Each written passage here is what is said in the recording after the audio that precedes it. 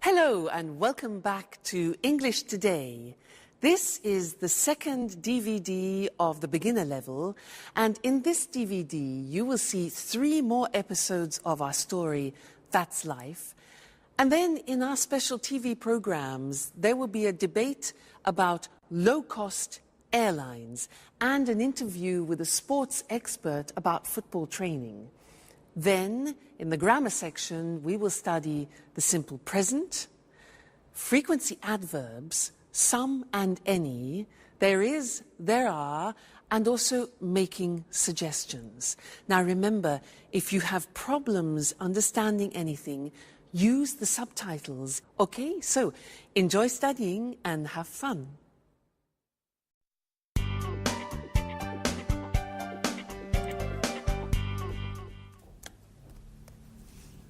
Hello, Anne. Oh, it's you, Peter. Look, this is it. Look at what? My office. Here, near my bed. Oh, I see. By the way, where are the office supplies? The computer supplies are in that cupboard over there. The folders, pencils, pens, etc. are here in this cupboard. And I also have 2 chairs. Oh, good. Are these for everyone? No, they are not. Don't touch anything, please. Okay, so you say you have all of the office supplies. No, not really. There isn't a fax machine. There aren't all the programs I need on my computer. And I guess you have an answering machine. Is it useful? I don't need an answering machine. I answer the telephone myself. Okay, you're right. This office is nice. And if you need a fax machine, I have one in my apartment. Oh, thank you. Wait a minute. Something is missing. Where's the coffee machine? All offices have a coffee machine. I'm afraid there isn't one here. There's a staff kitchen on the other side of the house. In the kitchen. We can have some coffee there. Good idea.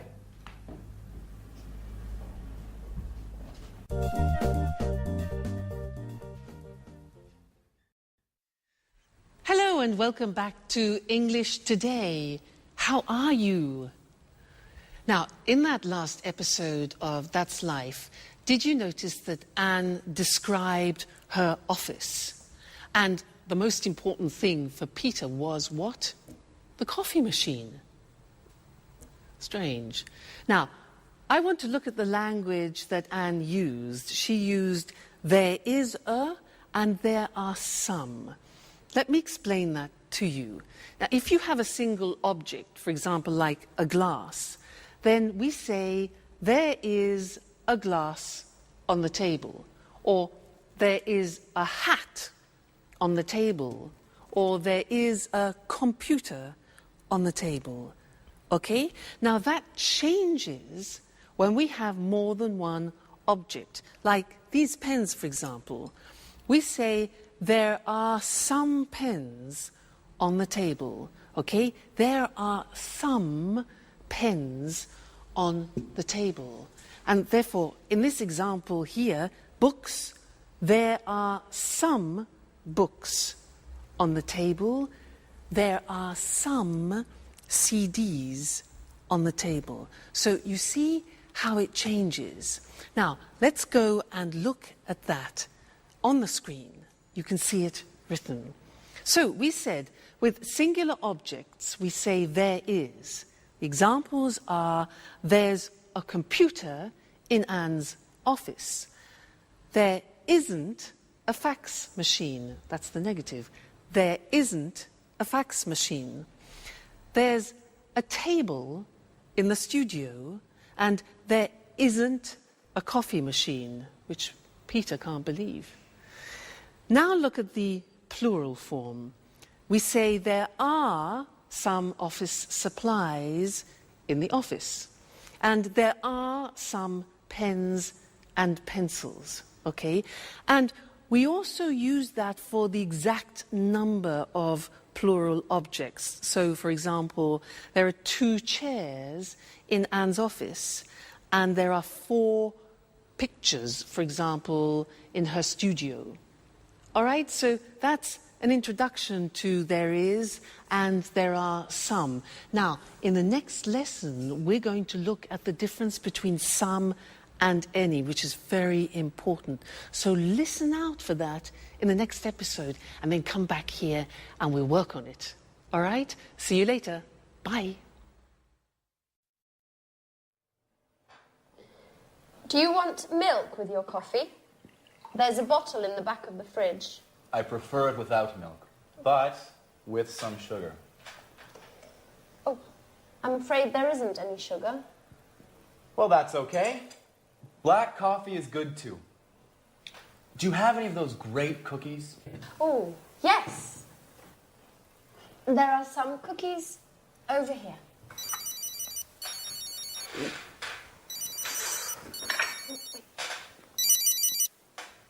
Peter speaking.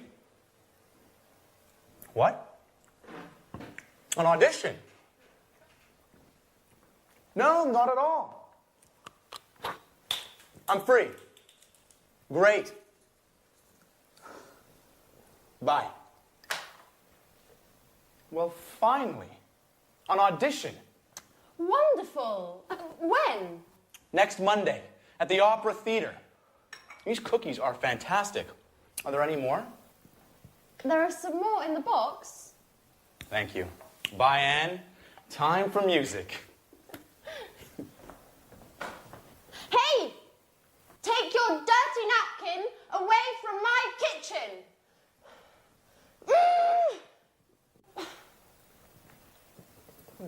It's nice to have you as my new office neighbour.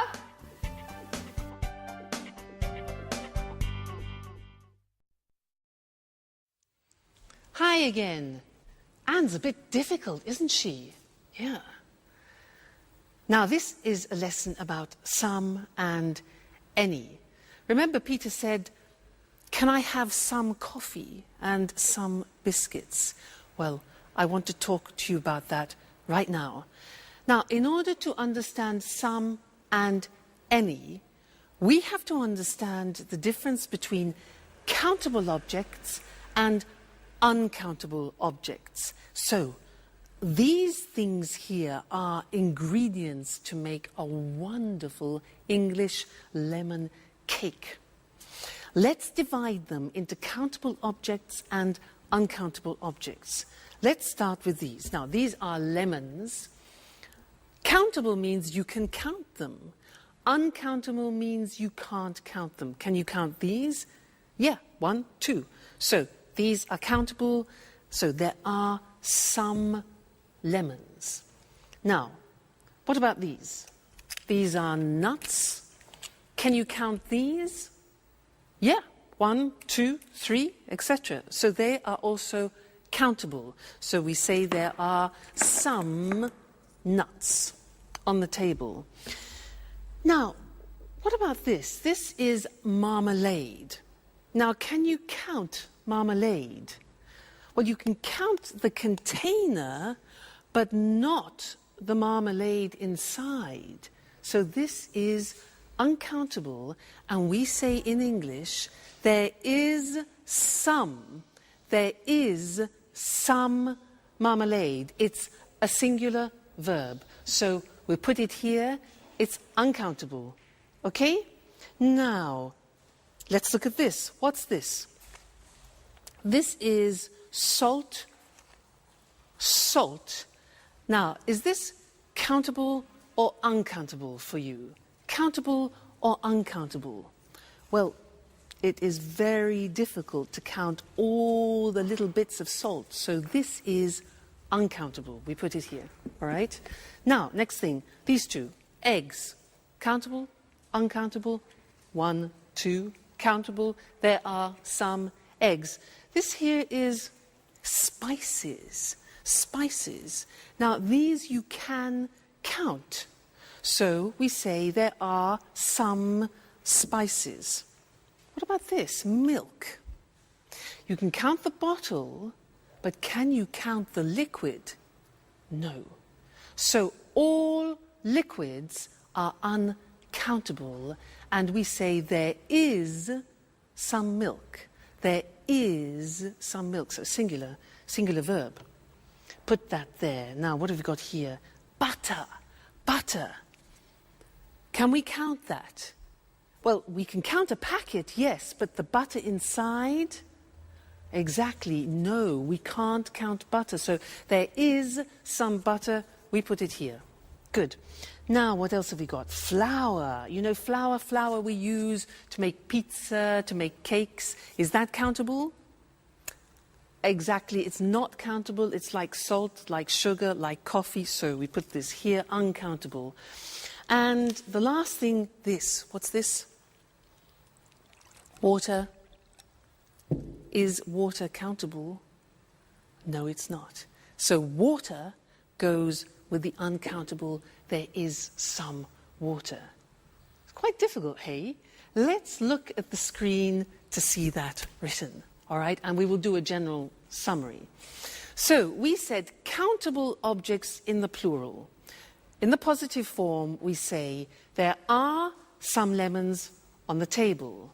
There are some CDs on the table. There are some eggs on the table. So that's countable. Now the negative is there aren't any. We use any. There aren't any cigarettes on the table. There aren't any biscuits. Important. Any for the negative. There aren't any magazines, for example. All right? Now, questions. Here again, we use the word any. We use any in the negative and any in the questions. So, are there any glasses on the table? Are there any books on the table? Are there any pens? All right, so some in the positive, any in the negative, and the question form. Good. Now, let's move on to uncountable objects. These ones here. The examples are, there is, singular verb, some sugar on the table. There is some flour on the table. There is some water on the table. Okay? Negative, again, we use any. We say there isn't any bread on the table. There isn't any wine, a liquid, on the table. There isn't any chocolate on the table, all right? Questions, again, with the singular verb and any. Is there any money on the table? Is there any pasta? Unfortunately not. And is there any beer? Okay? Now, I want to add one more thing to this lesson, and it's the words this, that, these, those. Let me explain. With one object, you say this CD when it's close to you. This CD. But when it's distant from you, far away, you say that CD. This, that. All right? We hear this very often. Let me take two. Plural. Now we say these CDs. When they're far from you, we say those CDs. Okay? So these, those, one, this, that. Let's see that on the screen. So, this book, plural, these books when they're close to you, and that chair, for example, and those chairs when they're distant from you. That's a big lesson, hey? There's a lot to remember. So we have some and any, countable and uncountable, this, that, these, those. Whew! You have a lot to do at home to study there. Anyway, no problem, because you're great students. So we'll meet again in the studio very soon for some more English. Take care. Bye for now.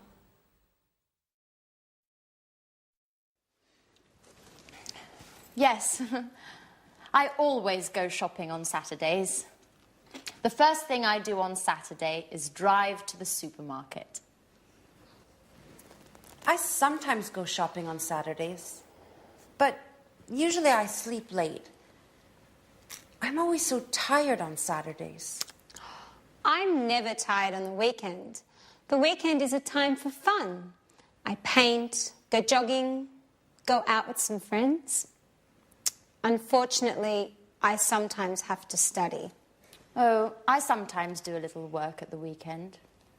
When I'm free, I like going swimming, going to exhibitions, or to concerts, if I have enough money. Oh, and every Sunday, I clean up the entire flat. And in the evening, I watch TV. Oh, I never watch TV. It's boring. Peter and I like going to the cinema at the weekend. Yes, it's important not to watch too much TV. An hour a day or so, that's enough. Come on, guys. You talk like my grandfather. Work, TV, housework on the weekends. Life is more. I want you to take me to places where young people have fun. Great. Get ready, Grandpa.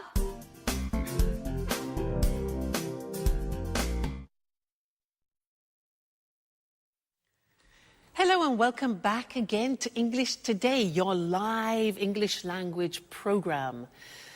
Now, did you notice how Anne said that she loves going to concerts and exhibitions, but she doesn't have enough money? Now, this word enough, it's written E-N-O-U-G-H. The pronunciation is enough. What does it mean? Let me show you. I have a ticket here for a concert, okay? This is 45 euro. 45 euro. Now, I have 40 euro here. 40 euro, 45 euro for the ticket. It isn't enough. It means it's less, it's not sufficient. It isn't enough. No ticket, no concert. So, happens. Like Anne, poor Anne, not enough money. Now, another example. You ask me, can I have a glass of water? And I say, sure. So, here you are. You say, what? Excuse me? It's not enough. Not enough, it's not sufficient. Oh, I say, okay, fine. So, glass of water, here we go. And you say, oh, it's too much. Too much. Now, that is the opposite. When something is in excess, it's too much. Let's go back to the ticket. For example, imagine that the theatre ticket has a discount. Now it only costs 30 euro. 30 euro. I've got 40 euro, which is too much. In excess, too much. But that's great. That's not a problem. That's great. I can go to the concert. Okay? So, that's enough, too much. Now, one more word. It's a small word. And it's so. When do we use so? If I say to you, you are so intelligent, that describes an emphasis. You are so intelligent. You could also say, the glass is so full. Okay? So is to express an emphasis of something. So, we've studied enough, too much, and so. Let's look at those on the screen now to help you, okay? Enough, pronunciation, enough, when something isn't sufficient. There isn't enough water in the glass. There isn't enough money. Then we can also use it with an adjective. The glass isn't full enough. After an adjective, it isn't full enough. let's move on to too when we talk about something in excess. So, there's too much water in the glass. There's too much money. Great. There are too many coins. Now, many is because we use it with countable things. There are too many coins. We can use it with an adjective. For example, the ticket is too expensive. The glass is too full. All right? Then the last thing was so, when you want to emphasize something. The ticket is so expensive. The glass is so full. Or you are so intelligent. Fantastic. So that's the end of this lesson. Remember, enough, too much or too many, and so. That's it for now, and I'm going to see you again extremely soon. Take care. Bye.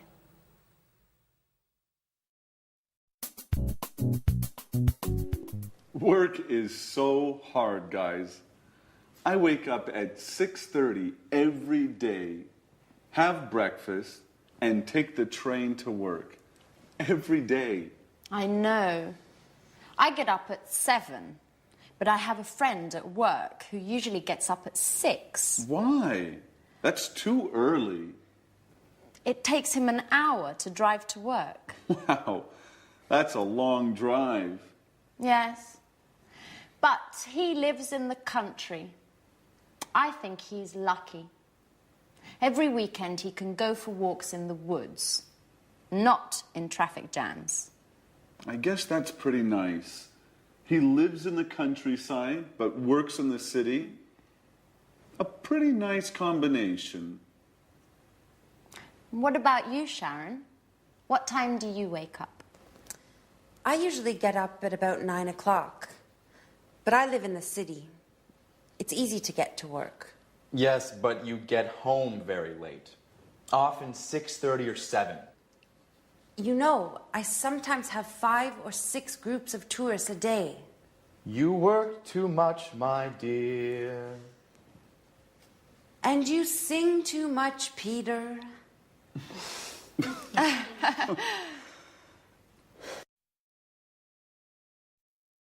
Hello again, and how are you?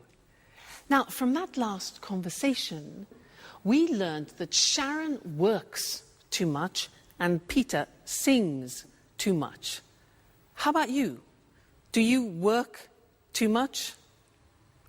What time do you get up in the morning? 6:45? 7 o'clock? 7:15? 7:30? Well, I'm going to describe my typical day, and I'm going to use the simple present to do that. All right? Well, first, I wake up at 6:45, but I don't get up. I listen to the radio and I listen to the news. Then after I slowly get up, that's difficult, and I take a shower. I take a shower. I get dressed, and then I go for a walk with Suki. Then we have breakfast together.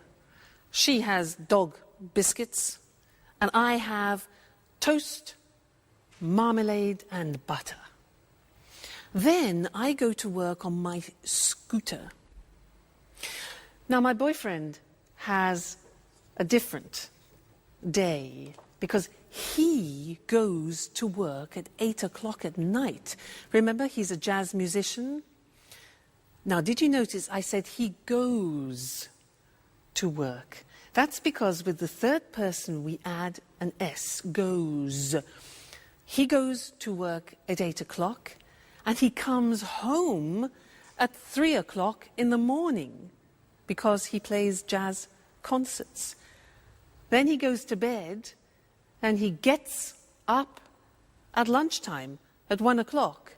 So we meet at dinner, which is You know, we don't have much time together. But that's life. Now that was the simple present tense, and now we're going to see that on the screen. Very, very important, this grammatical form. So, I work, you work, he, she, it works, she works, it works, we work, you work, they work. Now, very often you forget to put the S on the third person, so I have another teaching assistant who will help you to remember. Mr. Snakes. He is here to help you remember to put the S on the third person. So listen. I work at home. You work every day. He works at night. She works in an office. It works all week. We work together. You work full time. They work at weekends. So remember, it's not difficult, the simple present in English. I work, you work, he works, she works, it works. Don't forget, Mr. Snake, don't forget the S, the third person. All right? Good. Now, listen to the next episode and try and pick out words like often, sometimes, occasionally, because we're going to study those next. All right? Go and have some fun. Bye. Alice, I bet you don't wake up at 6 o'clock every day.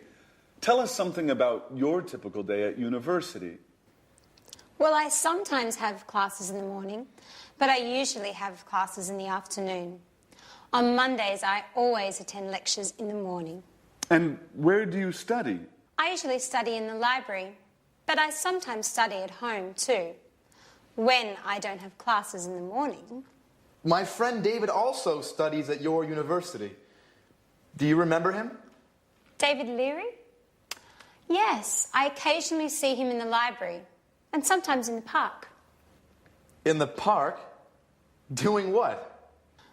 He likes studying there. He takes his books, finds a nice park bench, and reads there. Not a bad idea. You can study and enjoy nature at the same time. Yes, I like the park too. Unfortunately, I often need books that are in the library. And what about lunch? Do you usually make sandwiches and take them with you? Oh no, I hate cooking. I usually have lunch in the cafeteria with friends. Oh, I do just the opposite. I usually cook lunch at home. I seldom have a quick lunch at coffee shops. Okay, guys. Stop with this boring talk. What about fun? Do any of you do anything besides working and studying? It's Friday, remember? You're right, Jack. I'm so happy it's Friday. Me too. It's weekend time. Time for shopping.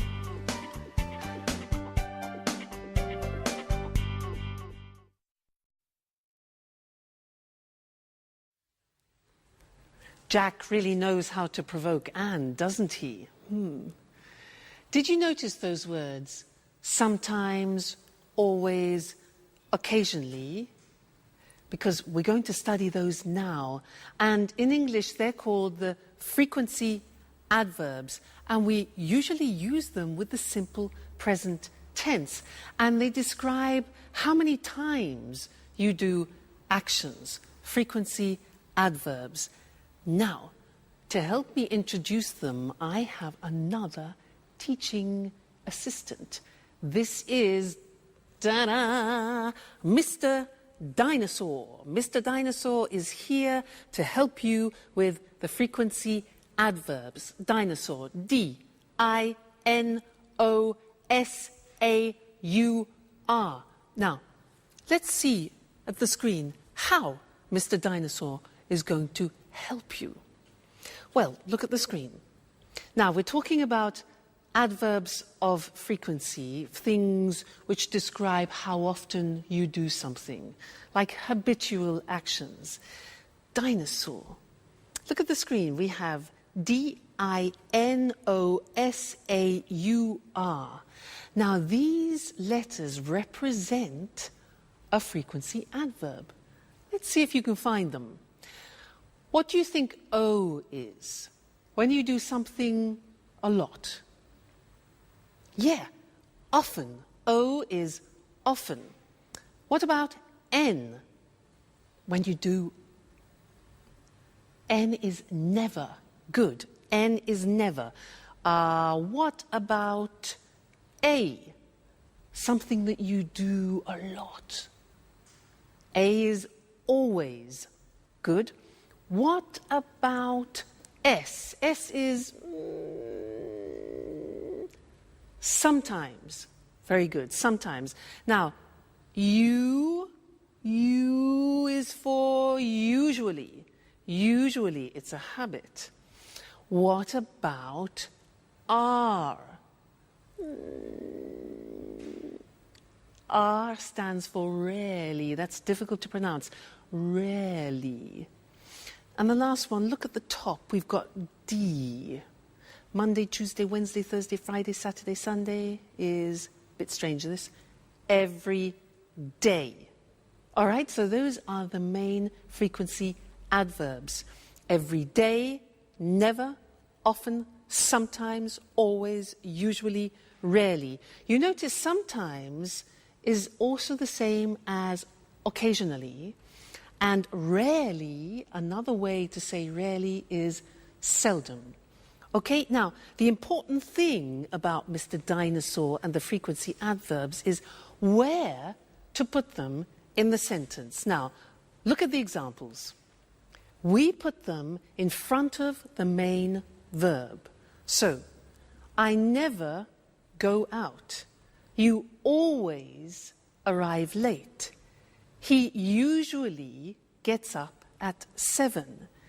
She rarely plays tennis. It often rains in England. We sometimes watch TV.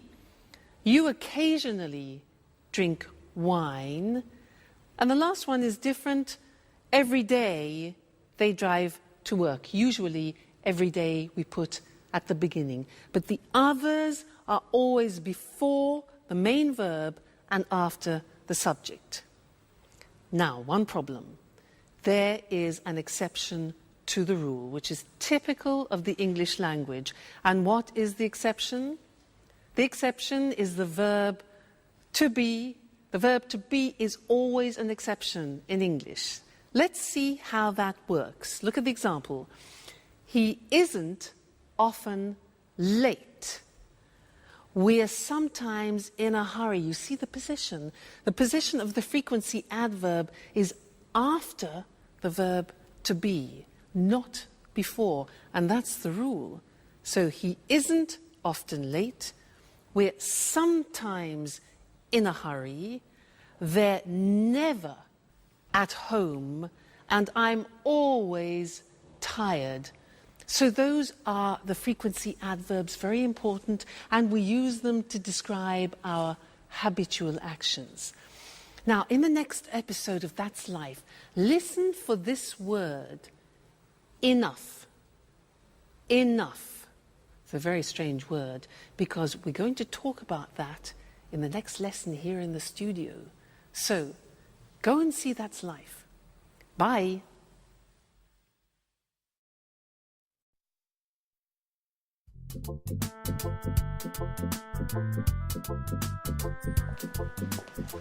May I ask you a question, Alice? Sure, ask any question you like. I'm an open book. Do you have a boyfriend? Well, I go out with some boys, but that's nothing serious. According to my birth chart, I need some Taurians. But that's not easy now that Saturn is in Leo. I see. Anyway, I think you have a strange relationship with boys. Oh, no. I like boys very much. They're great at carrying packages. You're exceptional. Thanks, Jack. But now, stop talking about me. Let's talk about you. What do you think of me? No, really. I'm curious. What do you do at work? Oh, nothing special. You know Speedmaster, the sporting goods factory. Yeah, sure. They produce wonderful running shoes. What department do you work in? I'm a sales manager. Last month they gave me a promotion, and now I am responsible for Southern Europe. That's why I moved here. Wow, that's really interesting. You must be very good at work. What exactly do you do? Oh, basically, I look for new clients and keep them informed about new product lines and take care of their requests. What kind of requests do they have? Oh, they often ask questions about new models and prices. What do you do if they want a discount? Well, basically, I don't get mad. I listen to them and then I tell them no. Well, seriously speaking, it depends. Each client is different. If they're important, I try to make an agreement with them. Hi, Anne. Hi, Sharon. Where's Peter? Oh, Peter's preparing his audition. Well, tell Peter I wish him good luck. Do you really care?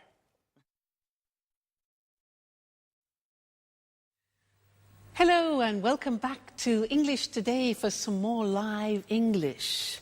Now, Jack, does he really care for Sharon? I think he does. Let's ask Mr. Monkey. Mr. Monkey, does Jack really care for Sharon? Mr. Monkey. Yes, he agrees, he cares. Now, in that episode, there were a lot of questions, and I want to practice that with you now. And to do that, we are going to have a quiz. I am going to change profession. I am no longer an English teacher. I have a different job. I will ask 10 questions. I will give the answers, and you must guess my new job. Now, if you guess it correctly, I will play a flight for you to go to London for a romantic weekend. How about that? Flight to London? So 10 questions. Listen carefully. Number 1. Do I work in an office? No, I don't. Number 2. Do I work outside? Well, yes, actually, I do sometimes work outside. Next, do I have special qualifications? Oh, yes, I have special qualifications for my job. Okay, next one. Do I work at weekends? Yes, I do, actually. Most weekends I work. So, I don't work in an office. I work outside sometimes. I have special qualifications, and I work at weekends. Okay, next one. Do you travel a lot? Oh, yes, I travel everywhere. I travel to America, to the Far East, around Europe, a lot. Do you earn a lot of money? Oh, yes, I earn a lot of money. Next question. Do you use your hands when you work? Yes, I do. I use my hands, and I also use my feet. Very important. Next one. Do you work with other people? Yes, that's very important. I work with other people. All right, next one. Do you use music in your job? Music? Yes, now music is very important for me, music. And the last question, do you wear special clothes? Well, yes. For my job, I have special clothes, I have special shoes, particular shoes, and I do my hair in a special way. So, I use my hands and my feet. I work with other people, I use music, I earn a lot of money, I wear special clothes, and I travel a lot. So what's my job? No. Nope. Nope. It's difficult. Shall I tell you? I'm a prima ballerina. I won, you lost. No London, no flight to London. Next time, there'll be another quiz. All right, good. So let's look at the grammar that we've just used for asking questions. Okay? Now,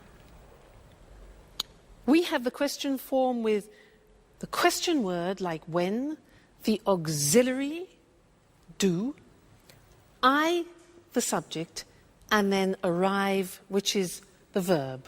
So, when do I arrive?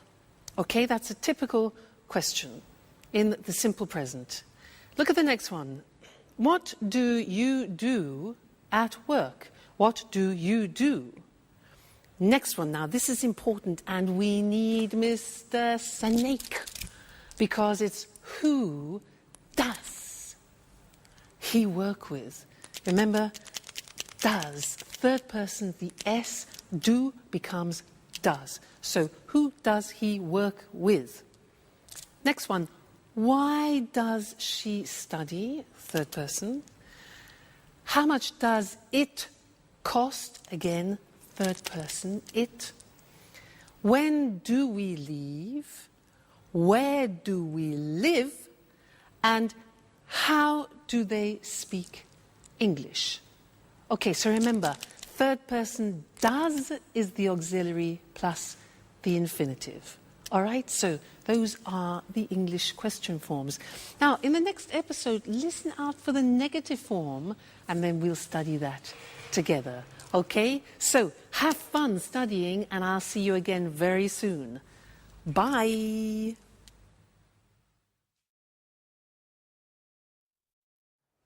Oh, girls, we're talking about jobs. Tell me about your job, Sharon. What do you do at the moment? That's an interesting question. Really? Why do you say that?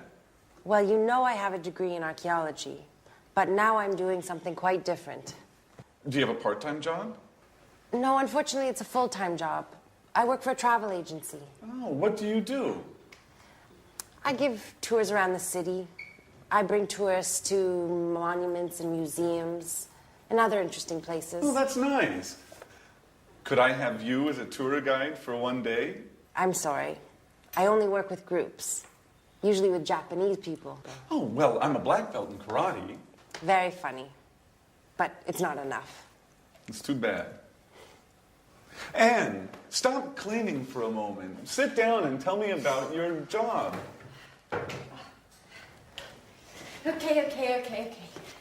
I work in a publishing company. Oh, so you work with famous writers? Not exactly. I don't work with the writers. I just read their proofs and correct them before printing. By the way, do you know Paul Taylor? He works with you, right? Yes, but we don't work in the same department. He works in the advertising department. But we are good friends. Every weekend we play tennis together.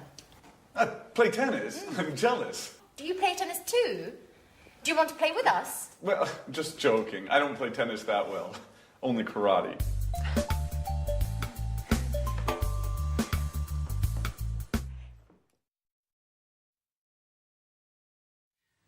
Jack, I don't play tennis very well. I only do karate. He doesn't play tennis very well. It's easy. Men. Now, anyway, it was a good example of the negative of the simple present tense. I don't play tennis very well. Now, I'm going to tell you my typical day again, but in the negative, and listen to the grammatical form, okay? I don't wake up at 6:45. I don't get up after. I don't listen to the radio. Now, don't is do not abbreviated, okay? I don't take a shower. I don't have breakfast with Suki, and I don't have dog biscuits. Now think of my boyfriend. Let's go into the third person. My boyfriend doesn't go to work at 8 o'clock at night. He doesn't play the saxophone. He plays the double bass. Now, doesn't is does not contracted. Doesn't, okay? Plus the infinitive. So he doesn't play, let's say, at 1 o'clock in the morning. He doesn't come home at 7 o'clock in the evening. So you see, these are examples of the negative form. And now we need to go and look at the screen because we need to see how that works in comparison to the positive form. All right? Great. Now, look at the examples. I don't teach on Sundays. Do not becomes don't. I don't teach on Sundays. You don't know my parents. Jack doesn't, does not. Jack doesn't play tennis well. Alice doesn't have a boyfriend. The house doesn't belong to Anne. Third person, doesn't. We don't work part-time. You don't know Anne's aunt. And Alice and Sharon don't live together. All right, so now we have studied the positive form, the question form, and the negative form of the present tense. So a whole world opens up for you. Okay, well, you just keep studying and we'll meet again here for another live show very soon. All right, take care. Bye.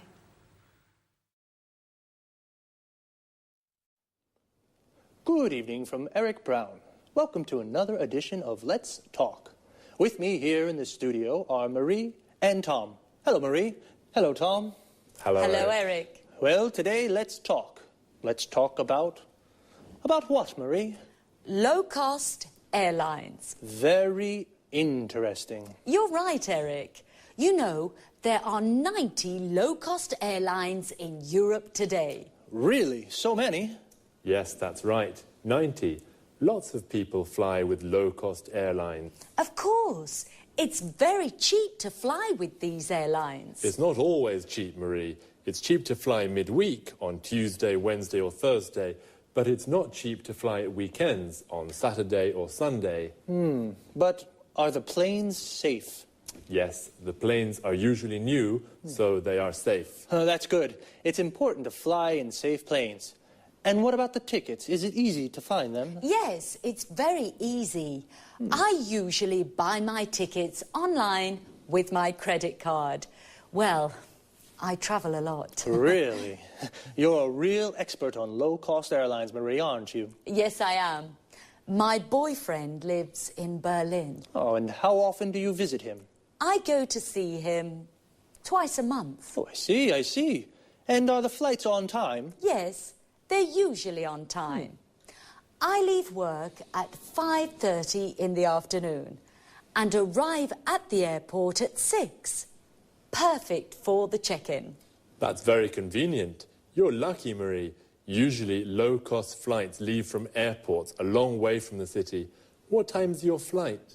At 7 o'clock. You're really lucky, Marie. Usually low-cost flights leave late at night or early in the morning when it's not convenient. Yes, that's true.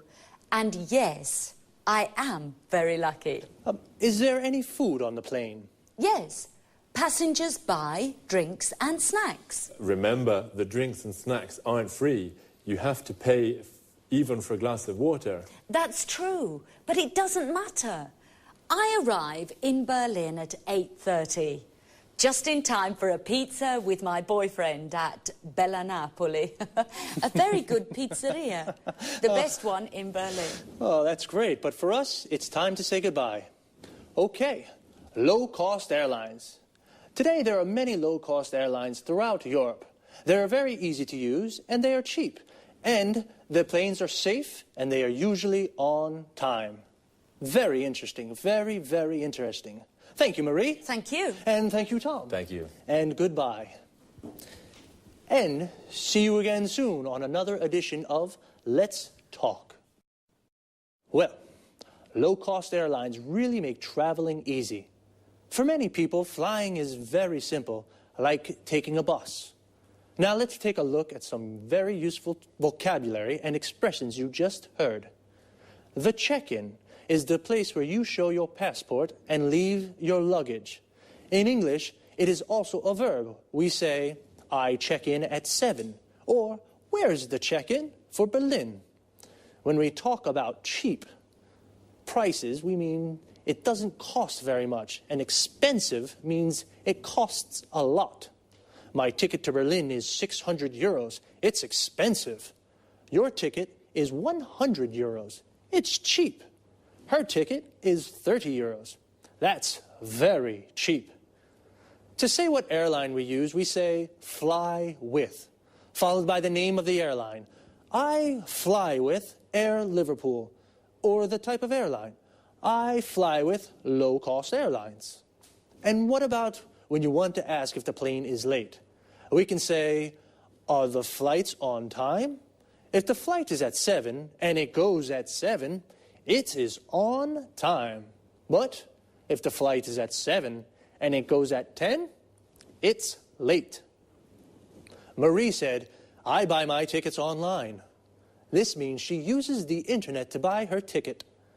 What other things can you do online? Here are some examples. I reserve hotel rooms online. I don't call the hotel on the phone to reserve a room. I use the internet. I check my bank account online. I use the internet to see how much money I have in my account. I pay my bills online. I use the internet to pay the electricity bill, the water bill, the gas bill. Wow, we can really do a lot of things online. Okay, just 2 more things before we say goodbye. The first is frequency. When we say how often we do something, I asked Marie, how often do you visit him? And she said twice a month. Twice a month means 2 times in a month. Once a month means 1 time in a month. But when we do something more than 2 times, we say 3 times a month, 4 times a month, etc. Even if we change the period of time, the structure of frequency remains the same. For example, we can say once a day, twice a week. But remember, we say 3 times a year, 4 times a week. One last thing. Notice the preposition after arrive. When we arrive in a place like a station, airport, shop, we say, I arrive at the airport at 6. But when we arrive in a city or country, we say, I arrive in Berlin at 8:30. So, we say, I arrive at the station, I arrive at the airport, but I arrive in London or I arrive in Madrid.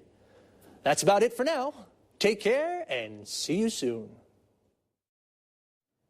Good afternoon to everyone. Welcome to Sports Special, the program dedicated to all sports and all sports fans. I'm Eric Brown. In the studio with me is John Forbes, our sports expert. Well, John, what are you talking about this afternoon? Football. Great, my favorite sport.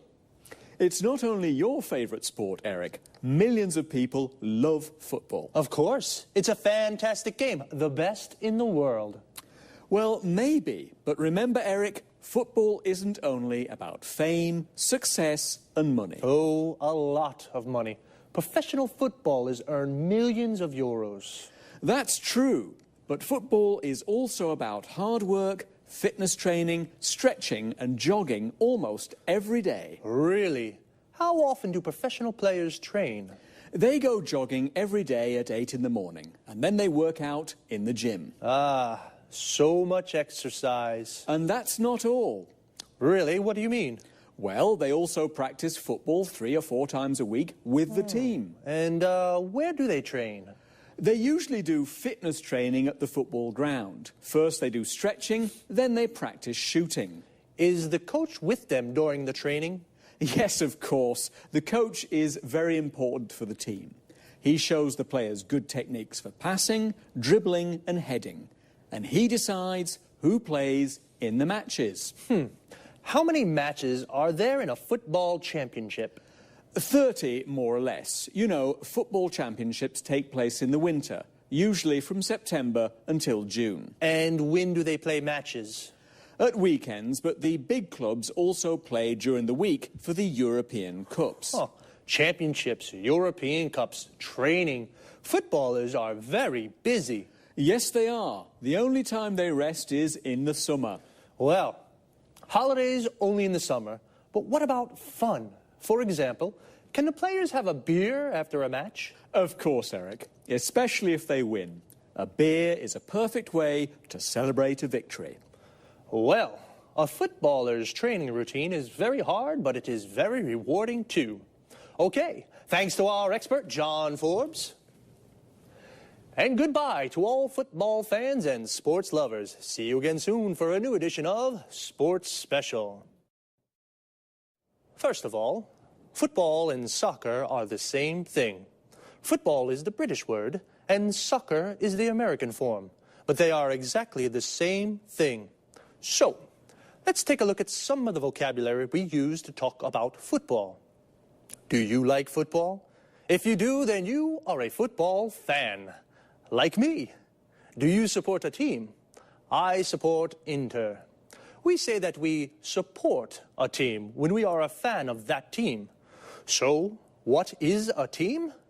It's the group of players that play together. For example, Manchester United is a football team. A person who plays football as a job is called a professional footballer or a professional football player. Footballer and football player are the same thing. A football player is a footballer. And every team has a coach. A coach is the person who prepares the team. He teaches techniques and how to play well. So, 11 football players make a team, and when two teams play against each other, they play a match. But as John told us, footballers don't only play matches, they do a lot of training. Training is all the exercises they do to prepare for matches. We can say, footballers do training, or footballers train. Training is the noun, and train is the verb. And what do they do when they train? John said a few. They work out in the gym. They do stretching. They go jogging.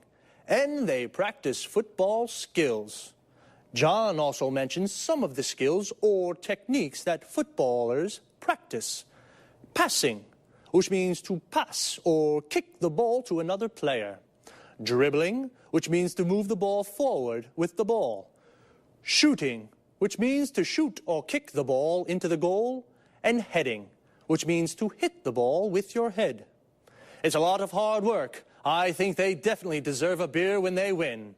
Well, that's all from me for now. Take it easy. See you next time.